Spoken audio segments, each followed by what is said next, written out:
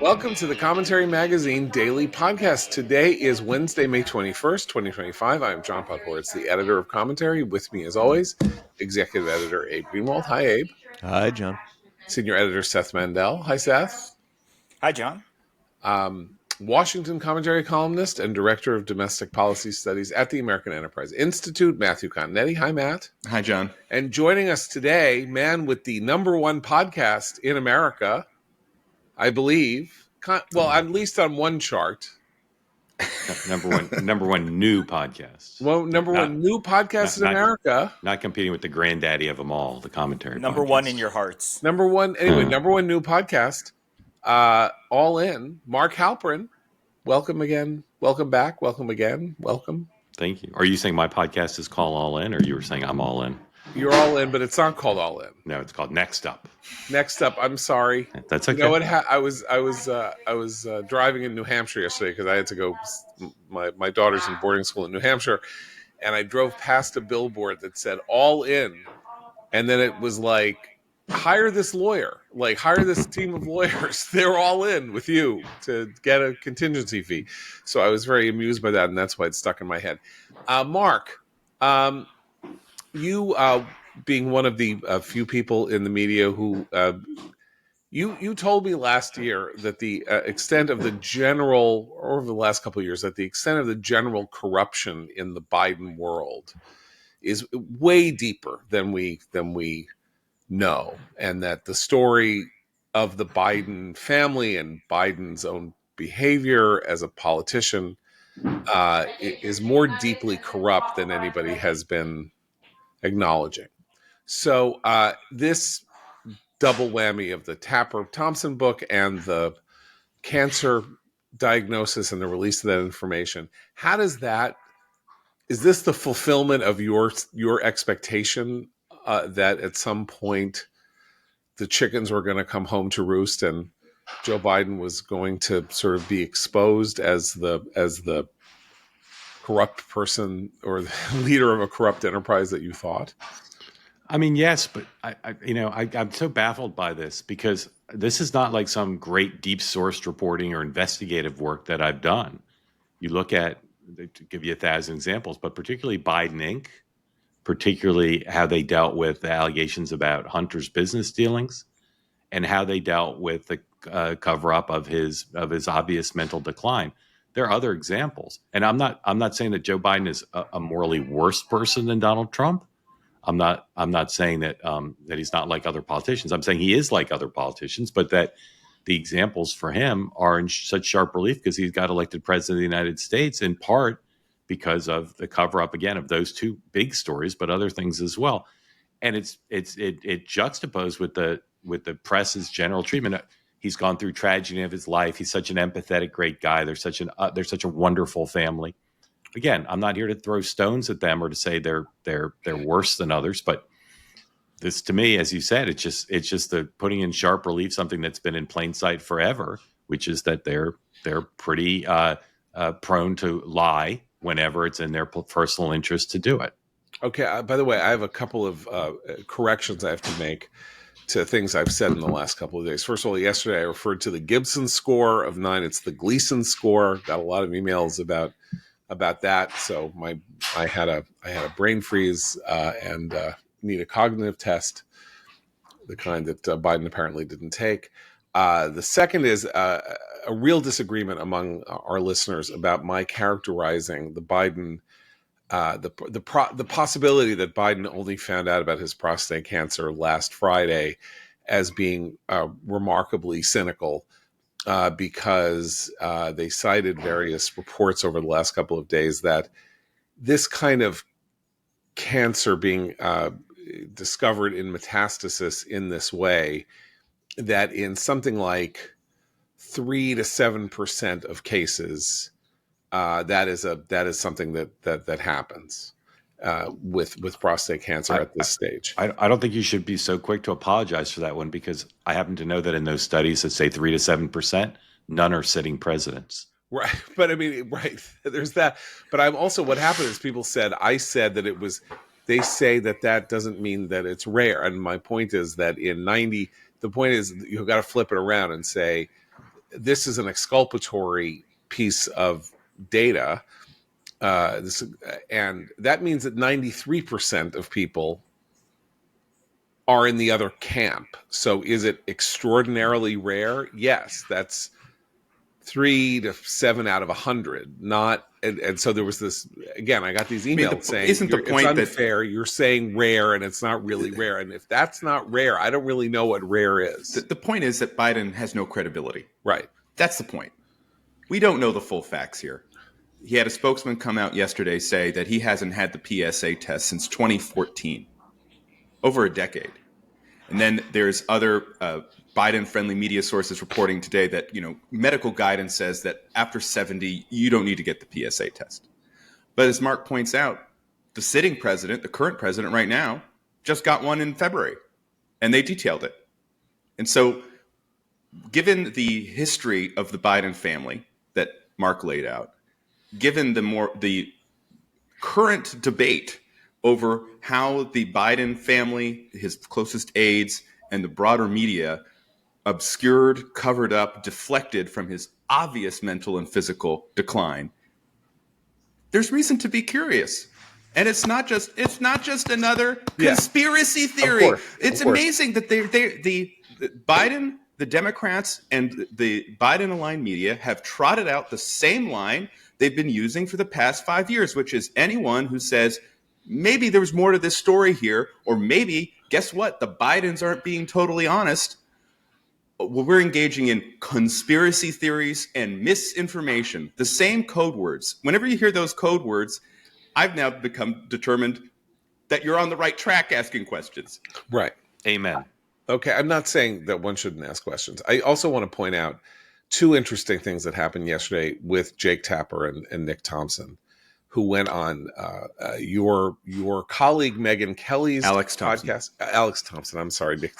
It's the other guy. Is the other Thompson with a book out with Ezra Klein. Anyway, Nick Thompson and Jake Tapper go on. That's Derek Thompson. Nick Thompson, I think, edited Wired at some point. But that's the only Nick Thompson I can think of. Well, being someone, as is the case with you, where there's only one person of your name in the media. They're all playing the Gibson guitar. Yeah. Thank you very much. Anyway, all right. Tapper and Thompson go on Katie Couric's podcast and go on Megyn Kelly's podcast. And on the first amazing thing that happened on the Katie Couric podcast was Jake Tapper saying Hunter Biden was running the show. He was effectively the chief of staff. First of the family, and then effectively he was running the show, which means that a crackhead was running the United States of America, which is really a thrilling thing to find out. Secondly, Katie Couric says something like, why are you so negative about Hunter Biden? Or something, and he said, you have to consider Hunter Biden's moral, his depravity or something like that. And then I expected him to go into Biden Inc. stuff, but that's not where he went. He said, look, he had this affair with his brother's wife after his brother died of cancer and got her addicted to crack. He's a bad person. So Hunter apparently fired back, or there was something where Hunter said Jake had called him when Bo was dying to demand some scoop or something like that. But Tapper just basically, which is fine with me, threw a grenade, at Hunter Biden as part of this rollout yesterday. And then was the exchange with Megyn Kelly, where she basically said, how dare you? You were on TV every day. You could have said this every day. In fact, all we have record of you doing is covering up or poo-pooing. And then Jake Tapper said, we acknowledge that the conservative media got this right. We acknowledge that we ignored it and the conservative media got it right. So I spent last night, I didn't really read the book. I searched through the book for evidence that point is in the book. And it is not in the book. So he goes on the one of the highest rated conservative media podcasts, one of the highest rated podcasts in America, and butters up the audience by saying conservative media were right here. but that is not a conclusion that he comes to in the book, or does any mea culpaing, as far as I can tell, in the book. Does that jibe with what you got? I mean, that's, again, I didn't read it. I was sort of searching words like media and this and that, and talking Tapper, and trying to find evidence of a point at which he talks about the media's complicity in the cover up, and he alludes to it, but he never goes into it. Well, first of all, in your summary of the Hunter Biden stuff, you left out something that people are doing a lot of work on Twitter to juxtapose Tapper before and Tapper after. Jake Tapper previously had derided people who had criticized Hunter Biden and said it was, indelicate and unfair to criticize his personal life. And when I talk about Jake Tapper, I'm just using him as an example because he's the guy who wrote the book. But there's 1,000 other Biden-friendly reporters who did the same thing. They just didn't try to profit off of changing course. This excuse of this mea culpa of I wish I had done better if I'd only known now than what I knew now is not in the book. It's been concocted by his advisors in the face of a relentless exposure of his hypocrisy in the run up to the release of the book to try to keep the book tour from being all about this hypocrisy. And I say again, as I've been saying all week, I don't understand how anybody can make the claim that they were surprised by Biden's performance in the debate, or that they wish they had done better because they hadn't done enough reporting. You didn't need to do any reporting. You just needed a C-SPAN subscription. And it's impossible to credit anyone saying, when Greg Kelly and Rob Finnerty at Newsmax and others were reporting on this every night, when I was reporting on it regularly, because now you want to say, oh, this was an incredible cover-up. It was actually a relatively inept cover-up because we all saw it. And the polling of the American people made it quite clear. Everybody saw it. The only people who didn't want to talk about it and wanted to attack those who did were Biden advisors and their allies in the media. I mean, the other, I think, important point is so the cover-up did not involve covering things up for the American people, because as early as 2022, 2/3 of the country was saying he was too old to be president for a second term. But what the book does reveal are things like he didn't see people in the cabinet for 8 or 9 months. So maybe the secret of the cover-up is that it was a cover-up within the administration to keep Biden as invisible as possible from the people who could pull the trigger on the 25th Amendment. That was part of it, but it was also, don't do interviews with, the New York Times and the Washington Post. Keep a very light schedule. Don't have press conferences. I mean, again, do we think he didn't do the Super Bowl interview for any reason besides that they were trying to shield him? So there's no doubt that the book has some details. I don't know if they're accurate or not, but it has some details like the cabinet stuff that fleshes out the particulars of their failed effort to hide from the American people what was happening. But the point is, it was clear to people that it was failed, because I saw it in 2017. Again, Yeah. you didn't need secret sources. It was clear. And those polls that said he's too old, I wish we could go back in time and have the pollsters ask it a different way. I don't think the American people would say someone his age was too old if they didn't see infirmity. It's not about his age, but the questions were that way. And it allowed people like Jake Tapper and others to frame it, to the extent they deigned to talk about it, as a question of polling or politics, as opposed to not just a candidate for president, but the commander in chief sitting in an office where he could, during his bad moments, not function. He had many good moments. And I think some people on the right overstate the degree to which his decline was pervasive and nonstop. Like lots of people who have whatever it is he has, comes and goes, good moments and bad moments.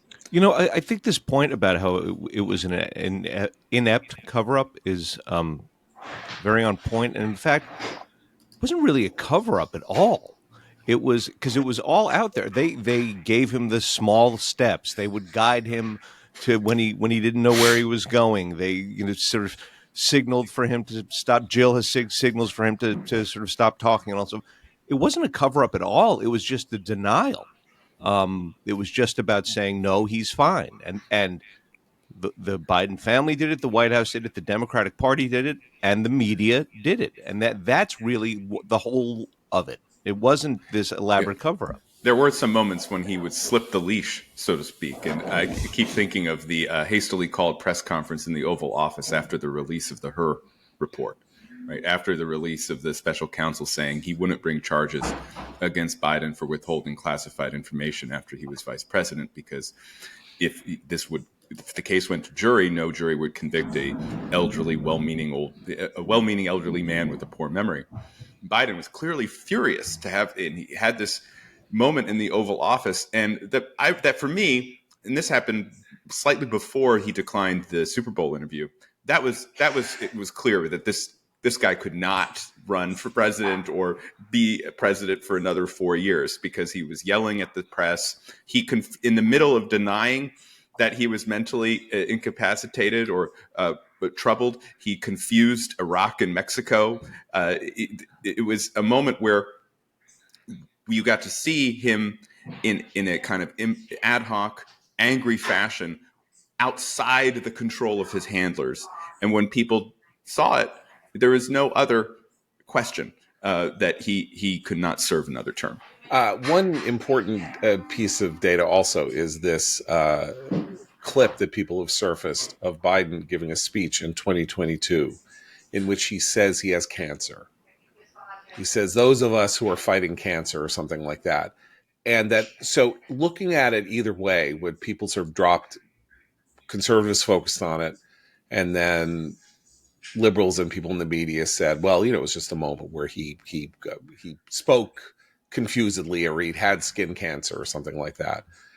So you can look at this one of two ways. Either he said he had cancer and nobody followed up on it to say, "What? Wait, you have cancer? Can we see medical records with that?" Or he's senile because he said he had cancer and he doesn't have cancer. There's no third thing here except to say, well, he was just a little forgetful, and now we know he probably wasn't a little forgetful. Or now all the increasing evidence is that this was a persistent condition. And as I think Matt said, you can't believe anything that they say. That's, I think, the ultimate problem here is they've lost all. One has lost all capacity to give them the benefit of the doubt, and it may well be that he didn't have a prostate exam, or he did whatever, but you don't know that. You just don't. You can't know. It's impossible to. You say there's only two choices. Either he never had a prostate exam and his doctor should be sued for malpractice, or they're lying. There's no way. I don't care that he's 70 and the recommendation. He's not a normal 70-year-old. The downsides, the reason they don't recommend the test for people in their 70s, don't apply to the president, because they get false positives. If he got a false positive, they could test him 1,000 more times. Right. The reason they don't want 70-year-olds to get tested is because they get a false positive and they freak out, or they demand treatment that they don't need. If they really cared about disclosure and clearing this up, which would be in their interests if the facts are fine, and in the public interest, so people can understand what's going on, they wouldn't have put out a short statement saying he just found out he had cancer, he hasn't been tested for 10 years. They'd have the doctor, who's never answered questions from the media, come out and lay out the whole chronology and explain why he chose to not test a president who ended up getting a very advanced form of cancer. Another point, I think, is you said that you shouldn't ask the press. The press shouldn't have asked it, or the media, the pollster shouldn't have asked have the question, was he too old? But it would be interesting now to ask this question of the American people in relation to Donald Trump, who is the age that Biden was when he started in his first year of the presidency. Now, I don't think the question was asked in that year, so maybe it would have to wait till the following year. Would anybody say that Trump is too? No, first of all, he can't run again, so that wouldn't really be the question. Would anybody say that Trump looks like he's too old to be president? This, of course, is the problem with age limit, the whole argument about age limits and stuff like that. There are people who defy things like age limits. But I don't think anybody can look at Trump over the last couple of months and say he's too old. Age was an issue with Reagan. Both times, in 80 and 84. Yeah. But the electorate found that despite Reagan's age, he was up to the job. And he was younger than either of these men are now. He was. left He was office in 69 when he 77. was elected, I believe, and then in 80, and then of course was shot 4 months in, Yeah. and recovered, Right. and also had cancer. He had tumors removed during his 8 years in office, Yeah. and so the public nevertheless saw him as an active, engaged president. And the same thing with Trump, I think. Trump's first term, when he was elected in 2016, he was then the oldest president elected, surpassing Reagan. No one, the critique of Trump being out of it is very different than what it means to critique Biden for being out of it, right? And so I think there is just a difference here in both the performance of the chief executive and in the public reaction to it. So And also, we should say that they did ask that question was occasionally asked of both candidates. And in once the general election in 2024 was set, the Times and Siena College did ask of both of them, and so they got to look at what voters had to say. And registered voters were 74% said. The question is, share of voters who agree that Biden or Trump is, quote, just too old to be an effective president. So registered voters were 74% said Biden is just too old to be an effective president. And that same share, that registered voters said 43% of them said that about Donald Trump. So you break this down over, in partisan numbers, and the Democrats who responded said Trump. Slightly more Democrats who responded said Trump was too old to be an effective president, but it's about even. The number of those who said it about the number of Republicans who said it was not split. 82% of Republicans said Biden is the guy that's too old. But so Democrats were sort of like trying to hold on. In other words, you see these numbers are neck and neck, but you look at registered voters, it's overwhelmingly the same exact question. Right. Biden is too old to be an effective president. And you look at independent voters. Yeah, but just overwhelmingly. Just look at the schedules, right? Yeah. I mean, right. From 2020, the basement campaign on to through his election, as Mark was laying out earlier in the show, he hardly did anything more than one event a day. Right. There was all this time. He was, I think the hours between 10 and 4 were his working hours. That was reported while he was in office. And then you look at Donald Trump, and he does 7 things a day. And then after everyone in the country goes to bed, he posts truths, in the middle of the night for everybody when we wake up. So it's apparent with your own eyes, the difference in physical energy and capacity. So let's talk about Trump yesterday, right? Two big things yesterday. Trump announces he announces the Golden Dome proposal, basically essentially a defense against incoming missiles like Iron Dome in Israel, somewhere between $200 and $500 billion would be the cost. I think the Trump proposal says it'll cost $170 billion. Other people say it'll cost as much as $500 billion to do. It's Iron Dome, but the interceptors are made of 14-karat gold. Exactly, they look like they look like the new decorations behind Trump's head in the Oval Office.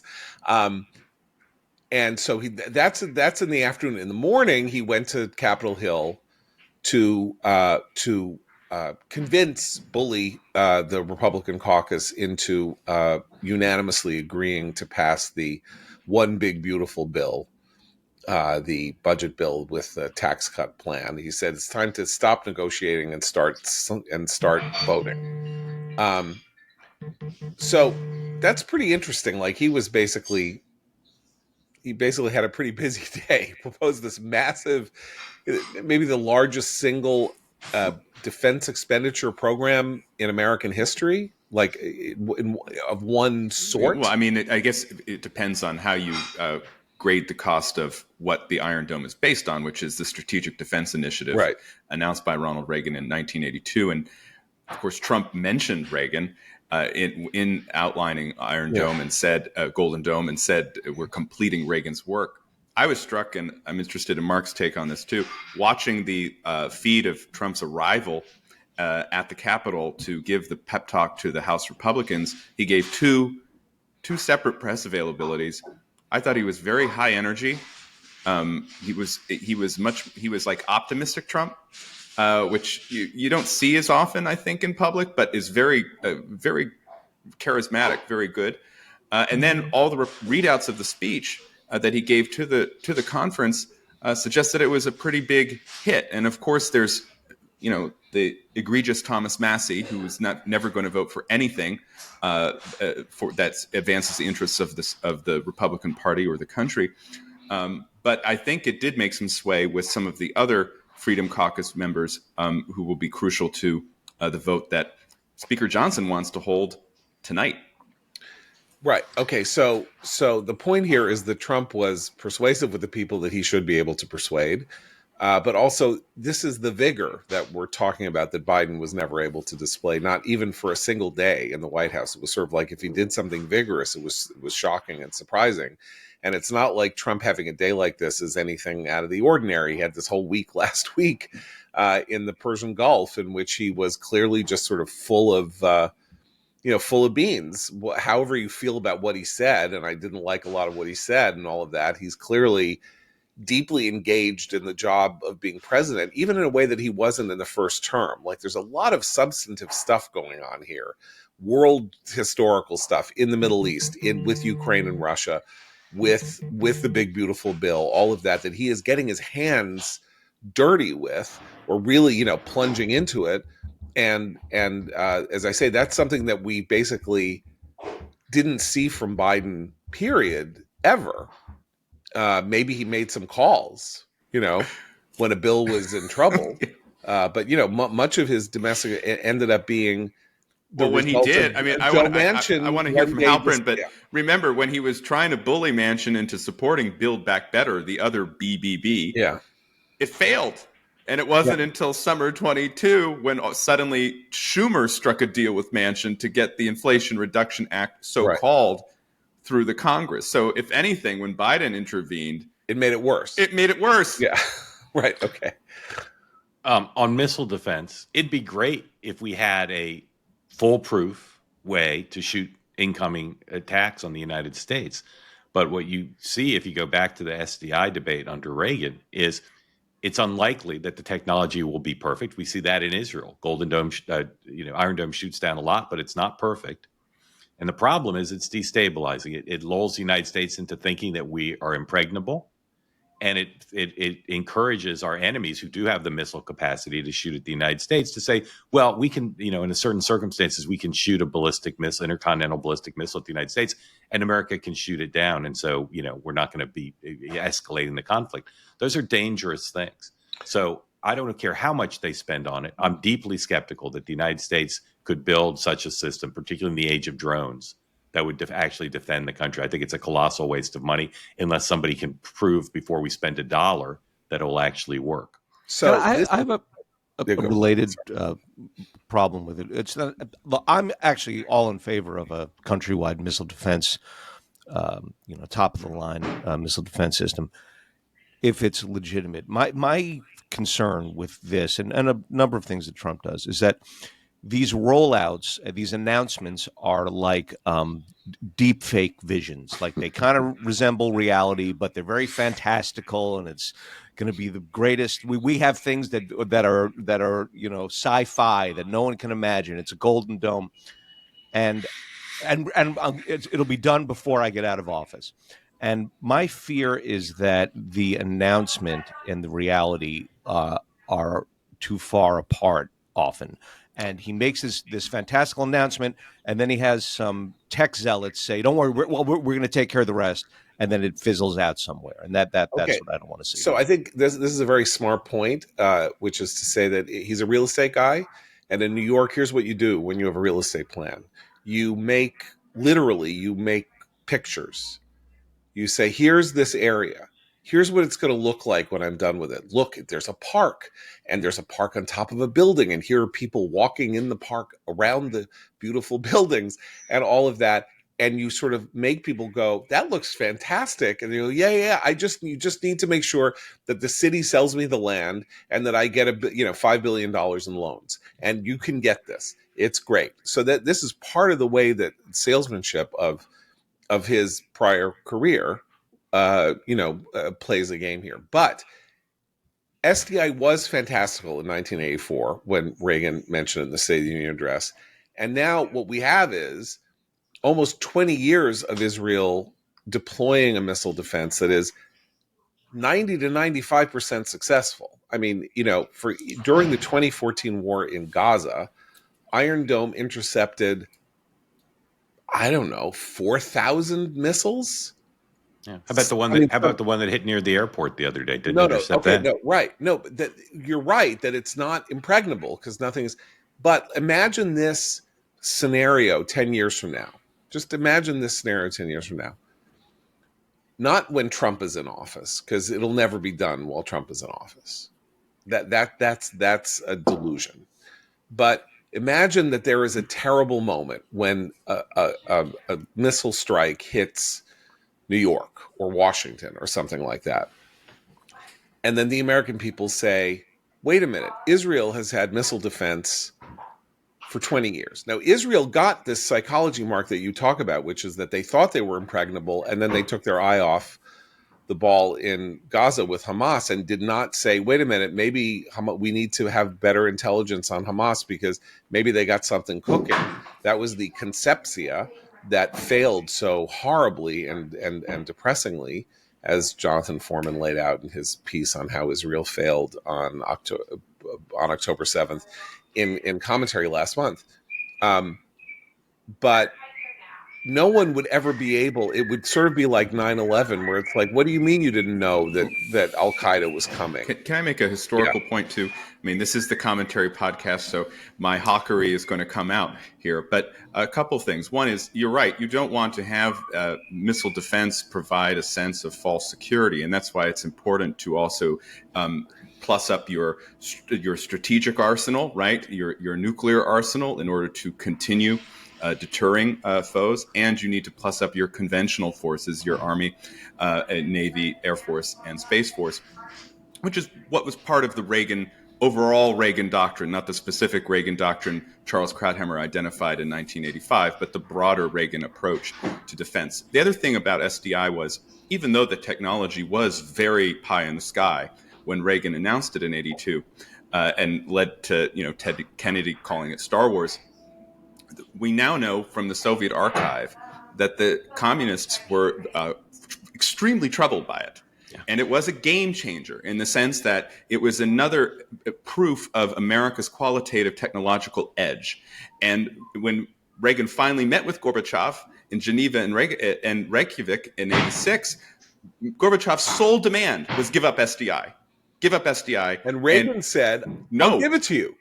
Well, Reagan said, "We'll give you the technology, we'll give it to you. But when you have it, and we have it, yeah. And then if that's how you want to do, but then Reagan walked out of Reykjavik, and eventually, of course, the negotiations began, INF start, and so forth. So, I think the value of this program, obviously, there's the potential value in defending the country from strategic weapons, but there's also the value of showing that America is invested in the technological competition with China, in particular in space. And if you recall, last year or so, there was a big hubbub in the Congress over then Intelligence Committee Chairman Mike Turner saying that the Russians were about to launch a space weapon that was extremely alarming. The space, whether we like it or not, is going to be the next domain of competition between the great powers. And so why I like Golden Dome is that it's here just with Space Force. Trump is actually pretty forward-looking in thinking about what our defense policy should be. Okay, but yeah, I mean, I think the Space Force is a good example of it because they laughed at him. And they called it Star Wars with Reagan, right? And they laughed at it, and they laughed at Space Force. But obviously, Space Force makes sense, on a basic level. But the other concern is that, Israel is getting ready to roll out it's I don't want to scare Marjorie Taylor Greene, but its Jewish space lasers are probably less than a year away from at least getting tested in the field, and so you wonder if there is an ability, Trump's ability, as Matt says, he is kind of ahead of the curve sometimes when things might seem silly otherwise, or people might poo poo them. But the opposite concern is that what if he's sort of like, we say generals always fighting the last war. What if he's funding the last war? Like, what if the future is not actually the type of missile defense that he's drawing a big, beautiful picture of? What if that, by the time that would be ready, that is not what we should be investing in a future system now? That's the other concern. And of course, there should be a part of the American defense capability should be the ability to shoot down incoming missiles. But to go back to what Abe said about this hucksterism, if you promise the American people, which is what Reagan effectively did and what Trump is doing, that we're going to pay whatever it costs to build a system that will make us impregnable, you're misleading the American people and you're creating a destabilizing dynamic with our enemies. I think. Look, the point about Iron Dome in Israel was that it was very practical, right? It wasn't visionary, although it ended up being effectively visionary, and in a way, it had wild unintended consequences over time. But it was, what are we going to do? Like, how do we handle this? They started thinking about this in '91 because of the Scuds that were sent from Iraq by Saddam Hussein into Israel. 39 buildings were destroyed, 40, there were hundreds of casualties. Mostly they landed, away from population centers, but there were a couple of strikes. These things were fired off sort of without knowing where they might land, because there was no telemetry or targeting. But Israel's like, oh my God, we're showing a real weakness.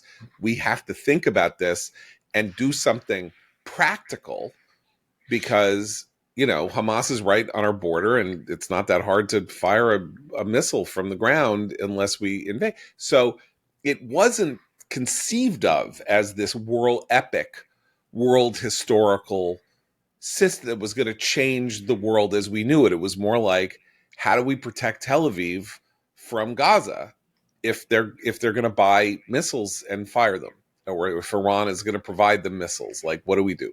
So yeah, this is an American thing, which is like Reagan saying, we're going to have brilliant pebbles. We're going to shoot a bullet with a bullet. We can do all these things. But as I said, Matt says, the weird part is that it had this practical consequence with the Soviets, which is that we were all skeptical, and William Broad was skeptical of the New York Times, and everybody was like, what is he talking about? This is nonsense. And the Russians are like, they're so much better than we are. They're so good. We're so behind them. How do we know they can't do it? Gorbachev basically said this is what took the Soviet Union down. This is why he did Glasnost and Perestroika, was not only the Star Wars proposal, but like when he went and saw a farm in Canada, which was producing millions of acres of wheat. And he said, how many people work on this farm? And the guy said, nobody, because it's all being done by robots. And this was in 1982, or when he wasn't even premier yet. So there is the practical thing of saying to the Chinese, oh yeah, you think we're not able to deal with you as an adversary? We're going to jump 20 years ahead of you. Now, maybe it won't work and all of that. And also, this is where I want to get to the big, beautiful bill. Like, where is this $500 billion going to come from? Because the Republican Party only has a couple of votes in the House, a majority of a couple of votes in the House. They're having huge arguments about what to spend and what to spend on. You can't just spend $500 billion out of nowhere. I mean, you could if it were COVID or something like that, but you can't here. And the big argument is on how much money Republicans can provide to these 5 congressmen, essentially in New York and California, to try to save their seats so they can maybe maintain a majority after 2026, while not being fiscally irresponsible, which they are, and Trump is. Because of course, what did Trump say to them when they came in? He said, "Don't F around with Medicaid," and he didn't say F. He used the other three letters. He said, "Do not F around with Medicaid." Medicaid is the only place where you can get major savings, since you're not going to cut anything else. So Medicaid, it's work requirements and various other things. And I remind people, Medicaid is not Medicare. Medicaid is funding for health care for the poor, and it is it's supposed to be healthcare funding for the poor. Right. The issue now is that it has expanded to basically include working people up to close to middle class income status. Right. So that's where the savings would have to be. But that's where Trump is so troubled by the political consequences of that. Right. And so it does seem like they're going to rely on things like verification, making sure that the benefits only go to citizens of the United States or resident immigrants of the United States, as well as the work requirements. And one big debate was in the initial proposal, the work requirements, saying that, if you're getting Medicaid at this certain level, you need to have a job. They were postponed until the final year of Trump's term. And so the latest proposal has brought them earlier to satisfy the Freedom Caucus. So for budget, in other words, I think savings. The Medicaid debate is just one way in which the communications around this bill has been flawed. Right. Because ultimately what we're doing with this bill is we are preventing one of the largest tax hikes in history. And every Democrat who votes against this bill is endorsing a huge tax hike at the end of this year. And the other thing that's happened is that this bill is also enacting one of Trump's most popular proposals during the campaign. I'm not saying it's a good proposal. I'm saying it's a popular proposal, and that's no tax on tips. And in fact, the power of that proposal was just evidenced in the Senate yesterday when Jackie Rosen of Nevada brought a no tax on tips measure to the floor of the Senate, and Ted Cruz leapt up to endorse it, and all of a sudden it passed. So why aren't we hearing about the no tax on tips? Why aren't we hearing about let's stop the largest tax increase in decades? Why aren't we hearing about making sure that benefits only go to American citizens? Instead, we're just hearing about the BBB. And I find that a problem for the Republican Party. Well, Mark, let me ask you this. So the Republican Party is doing this, I would say, and not messaging as Matt suggests, because it is in the interest of certain Republicans to look like they are going at government spending with a hatchet. And that's in their interest. And practically speaking, they're saying, we need more savings. We need to cut. We need to cut because that's the message they want to deliver to their constituents. The federal government is too big. It's too bloated. And, this is our job. This is what we have to do. And a lot of them are principled about this, right?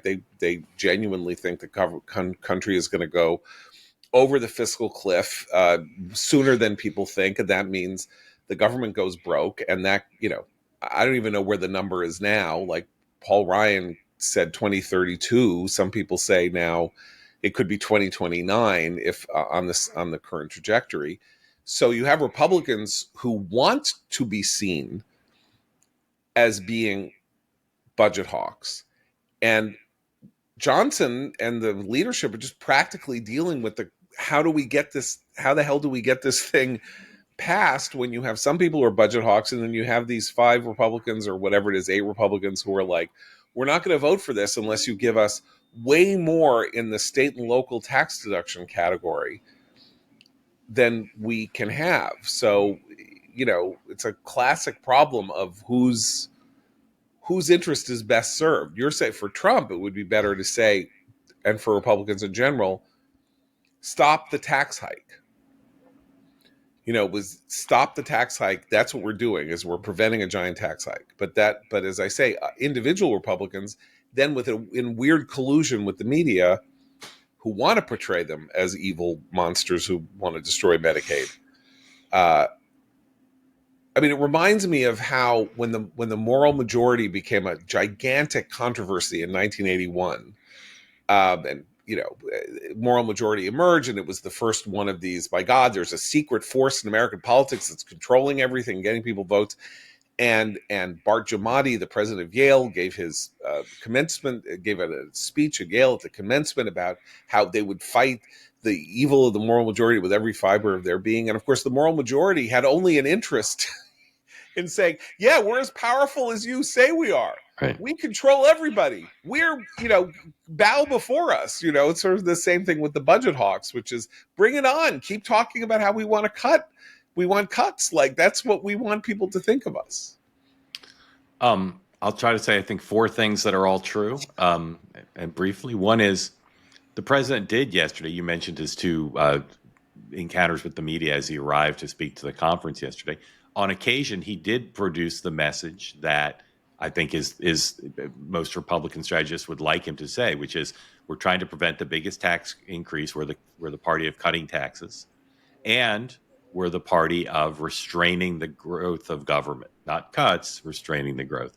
Number 2, if you're not dealing with Social Security and Medicare, you're not serious about restraining the growth of government through dealing with programs that take up a high percentage. And the president's taken that off the table. I hope he'll deal with it later in his term, but that's not going to be dealt with now. 3, their theory of the case, which is the right one, which Bill Clinton proved, is that the only way to deal with the debt and deficit is robust economic growth.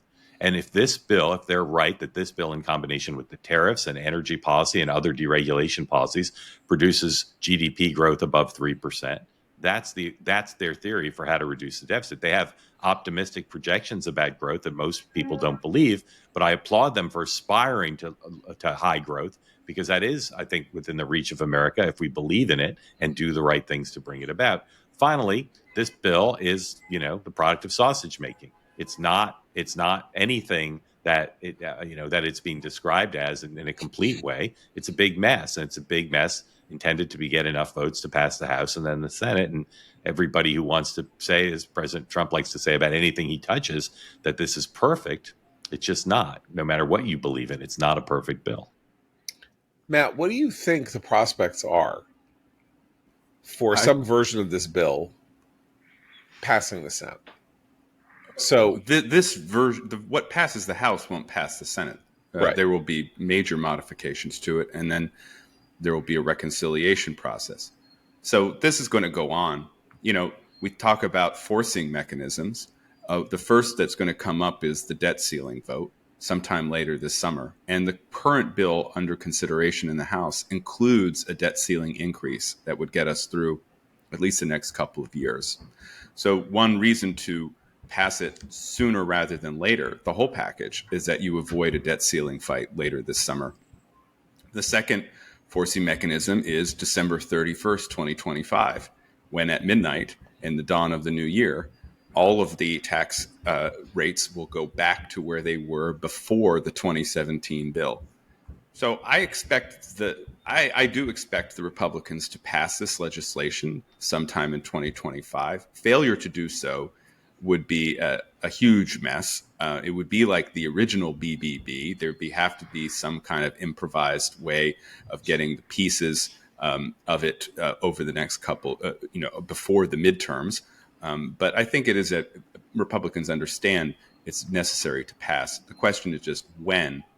Johnson wants to pass it out of the House by this weekend. That's the promise he made. And what we're just monitoring now, we're not sure whether that's actually going to happen or not.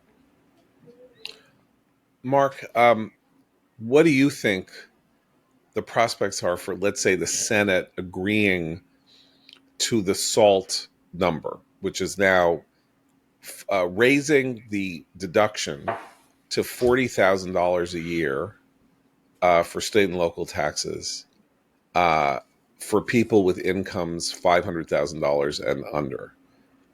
Do you think the Republicans in the Senate will go? Is that one of the things that will disappear when the Senate votes? May I ask you a question before I answer? Yeah. I find it very confusing, the notion that these members will lose their seats if it's capped at 30% as opposed to 40%.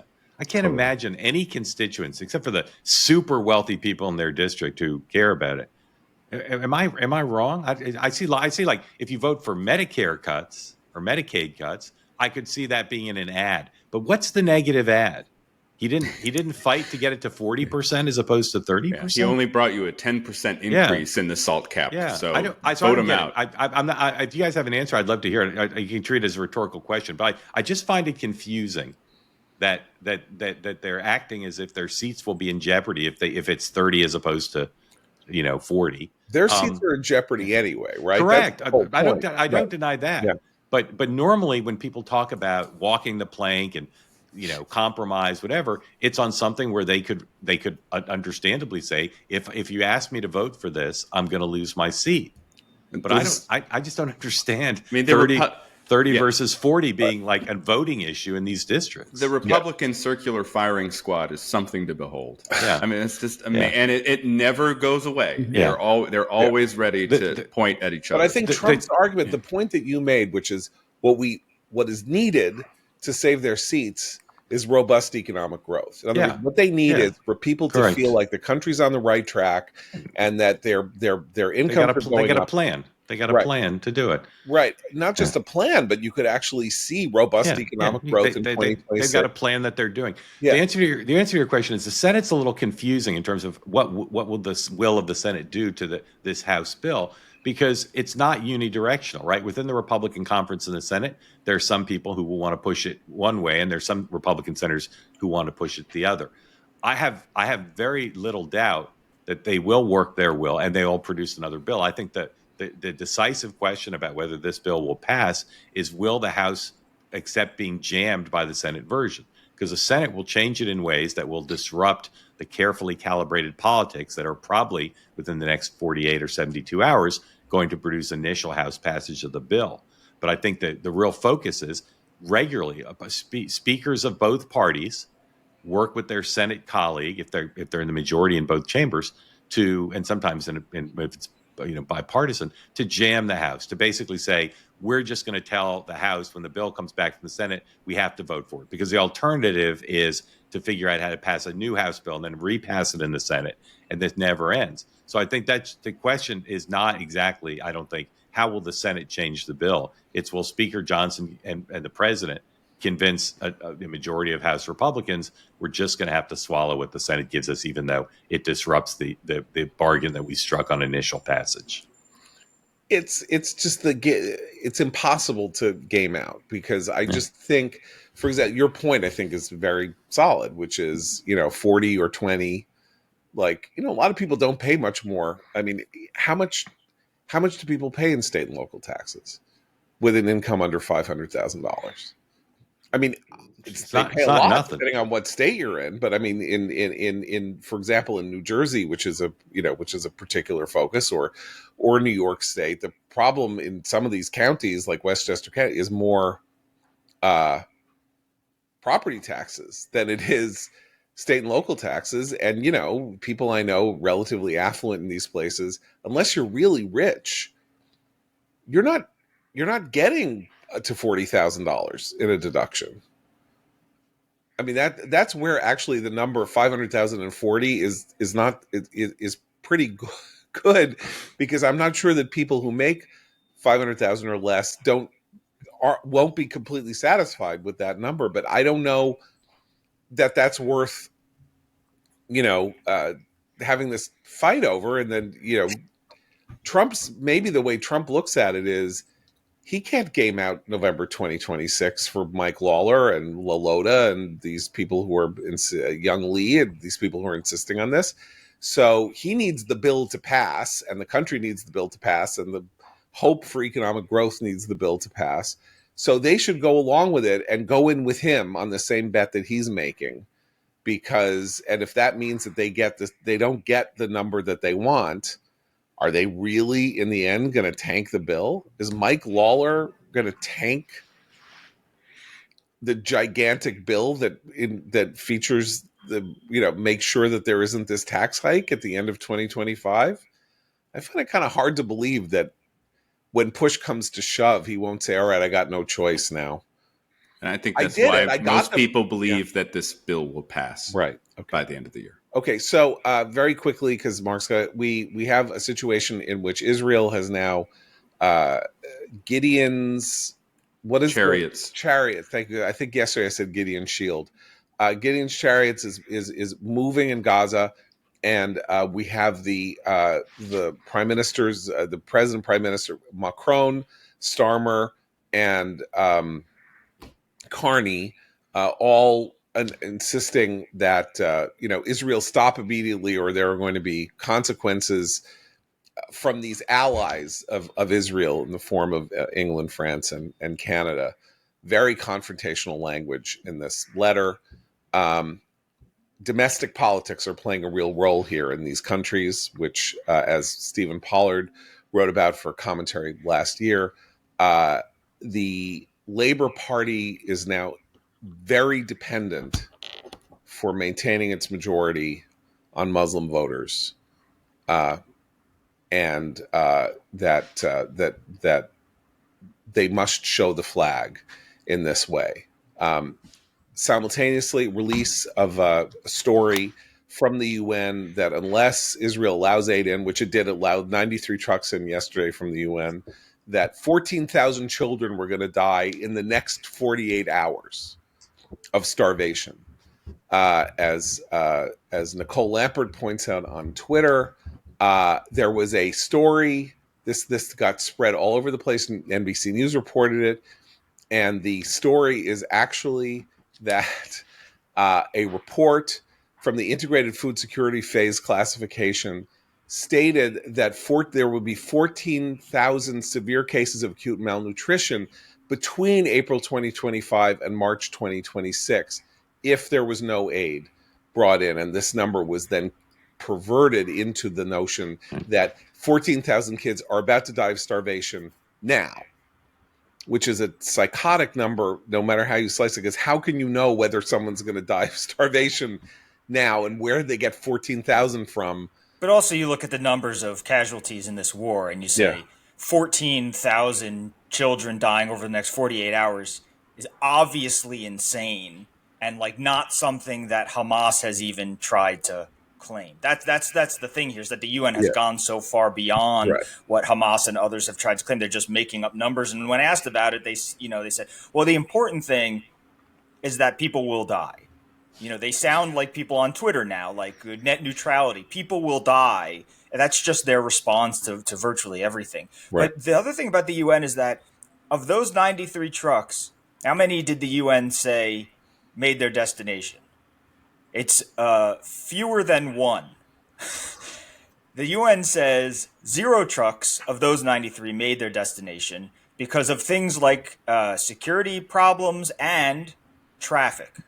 Now, we all know the roads in Gaza are clogged this time of year. It's big tourist season.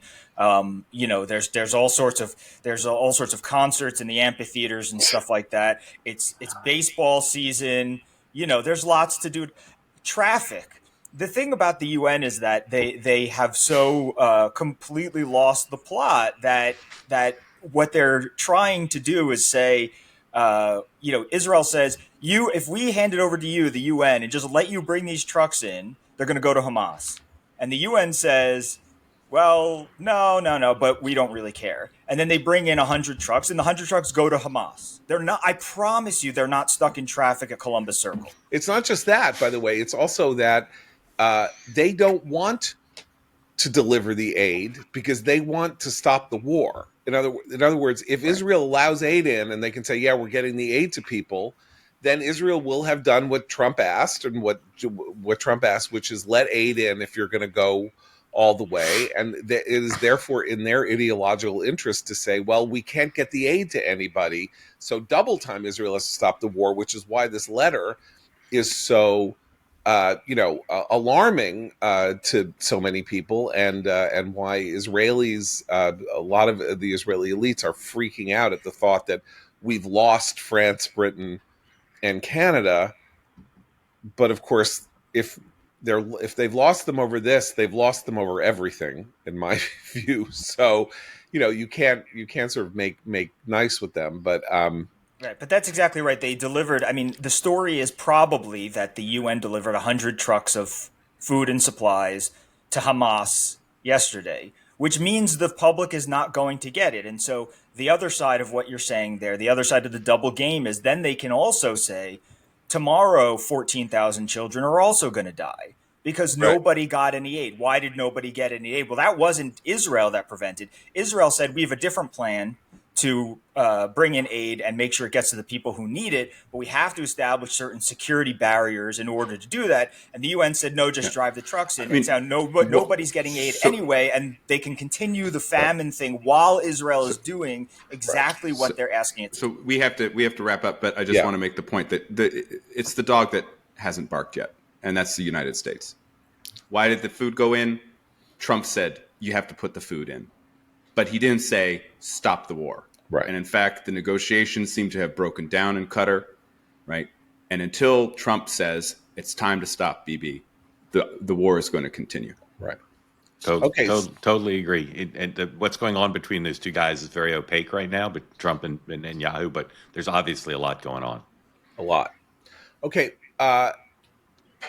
Matt, do you want to make your recommendation? Can I make it very quickly? Very quick. Because, we love our friends here on the show, Commentary Podcast. I just want to recommend quickly the new book from my friend and colleague, Christopher J. Scalia. The book is called 13 Novels Conservatives Will Love, but probably haven't read. It is a great collection of literary essays about 13 novels you probably haven't read. And John Podhoretz is one of the most well-read people on the face of the planet Earth. So I'm curious whether he has read some of these novels. They range from Samuel Johnson's Rasselas to Christopher Beha's The Index of Self-Destructive Acts, which came out in 2020. So wide-ranging English novels, no novels in translation, English language novels from both sides of the Atlantic. It's a delight. It will be great for book clubs. It will inspire different book discussions. He has some actual study questions or discussion questions in one of the appendices. That's Chris Scalia's 13 Novels Conservatives Will Love, but probably haven't read. Buy it today. Very exciting. And I've, in fact, read Christopher Beha's novel and Rasselas, but I don't know what the I other told you. I just know that the names that come to mind, but you should look at the other 11. Right. I think there's a Cormac McCarthy on there, so Abe will be very satisfied with that. Anyway, Mark Halperin, thank you so much for joining us and bringing us your insights. And, of course, I would promote your podcast, but your podcast has way more listeners than our podcast has. So, as everyone knows, number one podcast in America. Yeah, you promote ours. Well, you were very kind about it on Two-Way. Your other platform, your daily platform, 9 a.m. show, 6 p.m. show. You got Meghan McCain's show. You got Michael Moynihan's show. The blossoming Two-Way universe. Empire. Yeah. You're like, I'm grateful to you, gentlemen, for hosting me. I love coming on, and I've told you this before. There's nothing else I appear on that I get as much feedback from as when I'm on with you. Your audience is, they say in the trades, is sticky. So thank you for letting me be part of your stickiness. A real pleasure. Okay, thank you, guys. Thank you. And for Matt, Seth, and Abe, I'm John Podhoretz. Keep the candle burning.